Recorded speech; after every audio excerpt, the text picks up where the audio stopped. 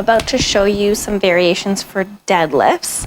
So the first one here is a dumbbell deadlift. You always want to just go shoulder width apart, weights in front, but just kind of touching the thighs, shoulders nice and down and back.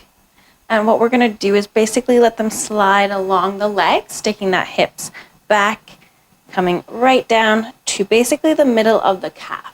Notice my knees are bent, my shoulders are tight back, so I'm squeezing the shoulder blades, and then I'm driving the heel to the ground as I squeeze the glutes and come up.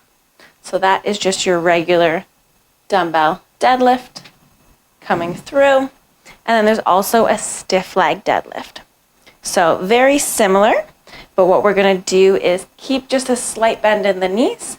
Everything else is exactly the same. So bending at the hips, you want to come just around to the middle of the shins, keeping the shoulders tight back, and then up.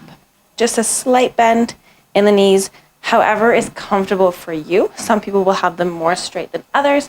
It all depends on your flexibility. And then you want to feel that stretch in the hamstrings. Exhale, squeeze that butt all the way up. And then of course, you may have different equipment. So if you have things like a kettlebell, that's always fun too. Keeping the shoulders tight back as you come down. I find with the kettlebells, I usually do more of a stiff leg style deadlift. So shoulders tight back, bending at the hips to feel that stretch in the hamstrings, and then squeeze the butt up. And then that also leads into a kettlebell swing, which you can see in one of my other videos. But that is your deadlifts. Really make sure to keep that back neutral so the core stays strong, that you don't hurt the back. I really recommend using a mirror or something so that when you're doing the exercise, you don't start to curve the back, because that's where you're going to get into trouble and potentially get injuries. So really be careful with these kind of exercises, but it's a hip hinge movement.